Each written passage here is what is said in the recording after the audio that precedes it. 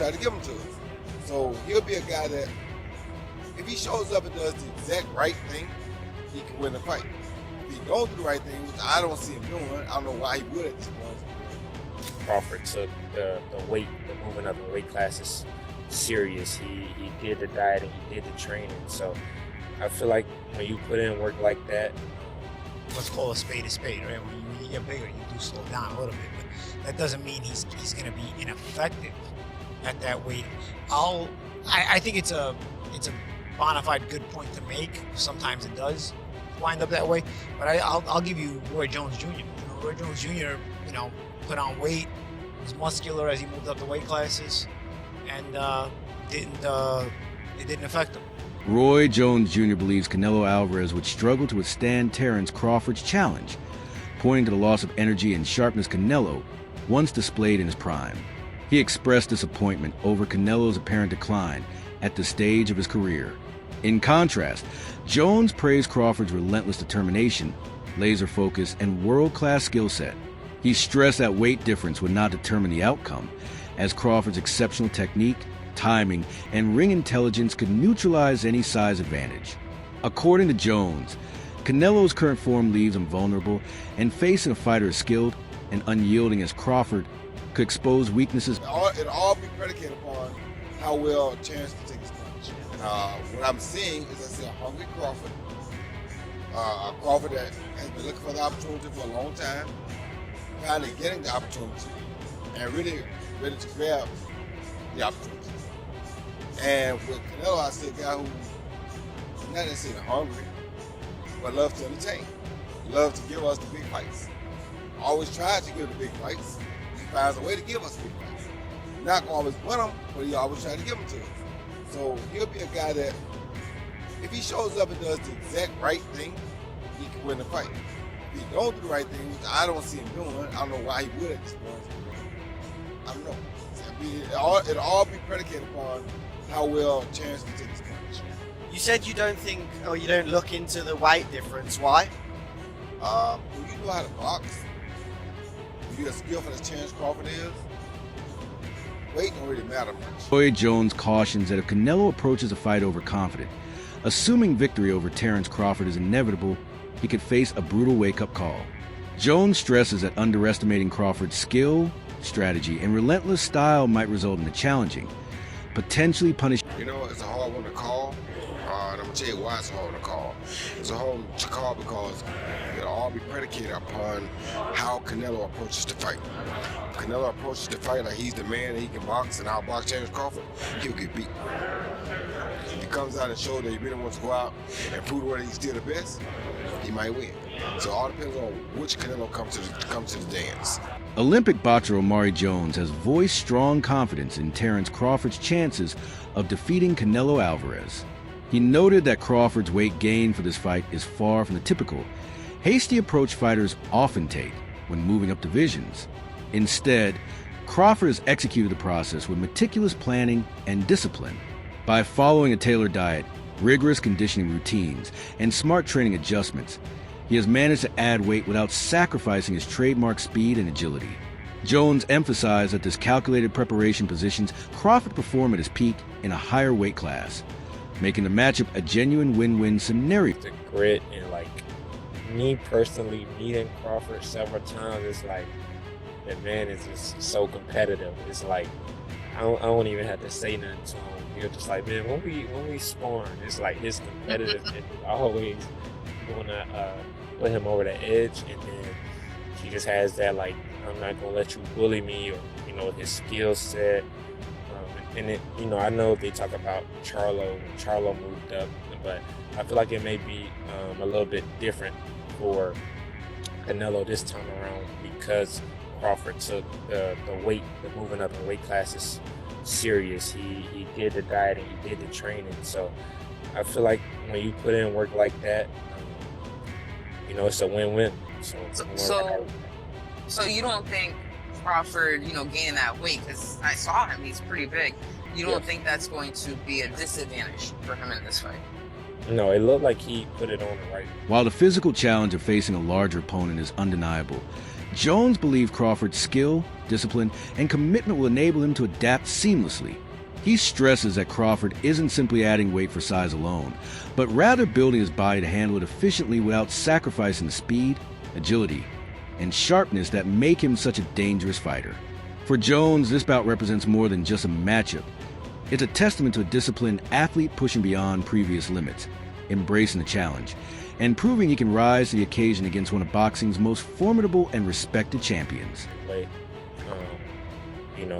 the nutrition, like I said, the training. Crawford, he trains hard, so I feel like, I know they say he probably went up to like 185, so he has to lose that weight.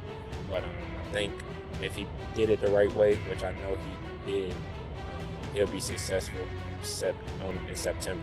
And I know you, like we discussed earlier, we talked with your pro debut, and now you're 3-0. Your last fight, July 19th against Blanco, and it's actually your third win by knockout.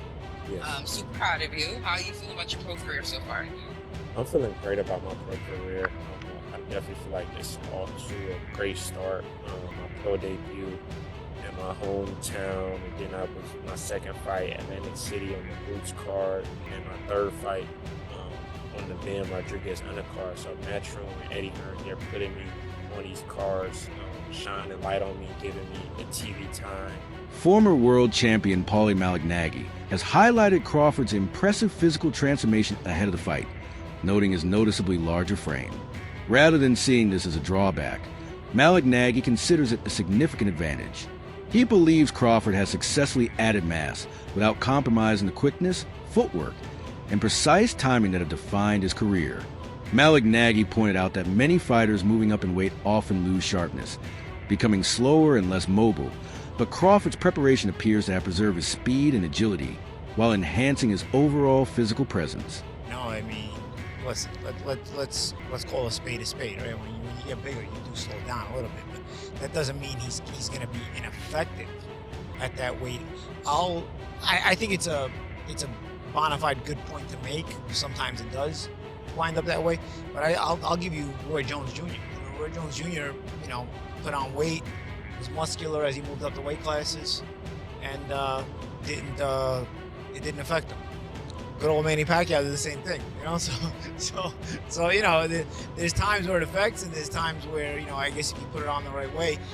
Only Crawford knows it because of the way he's training, right? Because you're gonna be sparring with this added weight, you're gonna be doing the boxing training with this added weight, so you're gonna know how to maybe taper it down if you need to, or keep it going if you need to.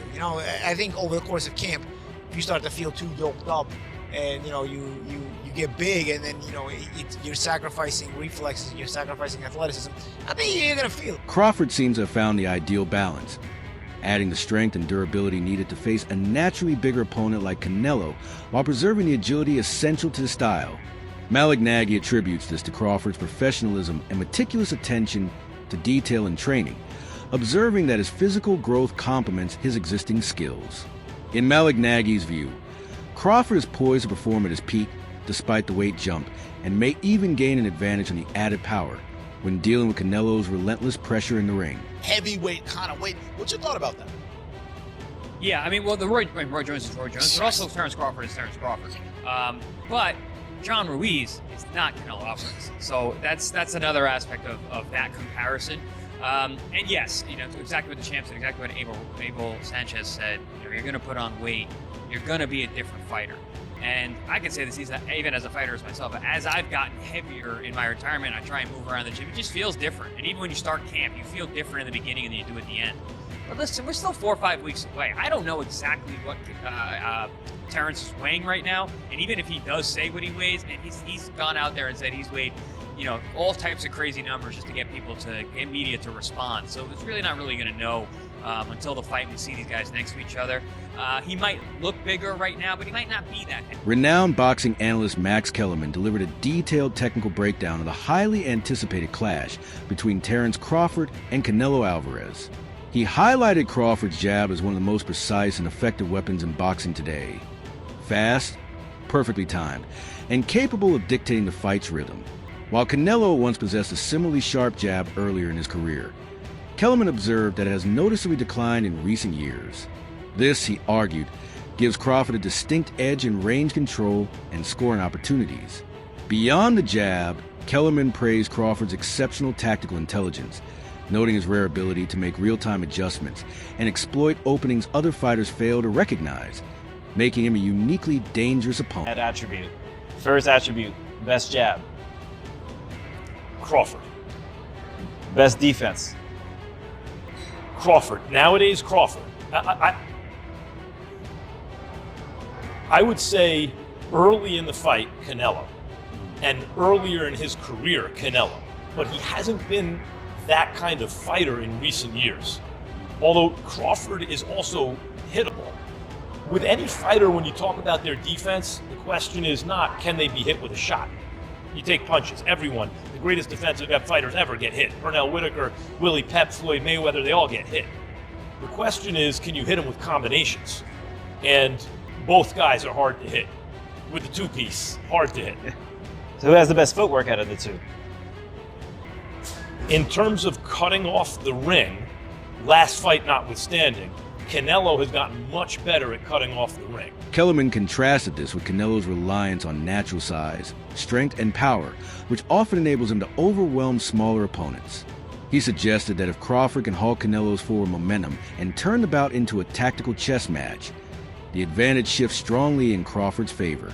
Combining technical precision with exceptional fight IQ, Kellerman sees this as one of Crawford's key strengths in a matchup. Early in his career, he had a problem with that and was much more comfortable counterpunching.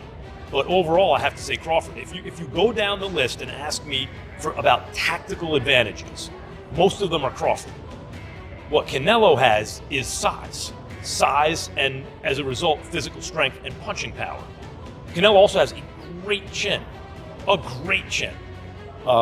But in terms of, if you want to go skill for skill, especially the recent version of Canelo, who's had to turn into a seek and destroy guy, who had to learn as his career went on to cut off the ring and not just follow guys around. Like Lara, Trout, Floyd, he followed those guys around. He had trouble because he's really a natural counterpuncher who wants you to come to him. But in recent years at super middleweight, he's gotten really good at cutting off the ring. Again, last fight notwithstanding. So as an overall suite of skills, recent vintage, it's been Crawford.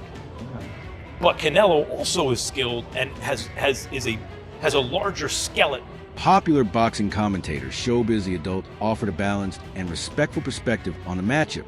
He recognized Canelo's formidable physical strength and the intensity of his training camps, which have helped him remain dominant at the sport's highest level. Canelo's toughness, relentless pressure, and sharp counterpunching make him a dangerous challenge for any opponent. At the same time, Showbiz praised Crawford's unique background, highlighting how his early wrestling experience has sharpened his ability to read opponents, anticipate their moves, and adapt seamlessly under pressure, qualities that could play a decisive role in such a high-stakes clash. Canelo uses his legs, he uses his core, and then his neck itself to lift up Bivol like Bivol was a featherweight. That is a huge representation of how strong Canelo is. When you look at his workouts, you can tell why he was able to do that. All these damn neck exercises that I wouldn't dare do. Okay, that stuff is painful. The squatting and all that stuff that he's doing is exactly why Canelo Alvarez, honestly, is a strong fighter. He tried to do it again with William Skull. William Skull shook out of it. But he is a bull. Listen, Terence Bud Crawford is strong. He is, okay? And he understands leverage and he understands those things because he wrestled. Honestly, very true. But Saul Canelo Alvarez is also extremely strong. Across the boxing world, a clear consensus is formed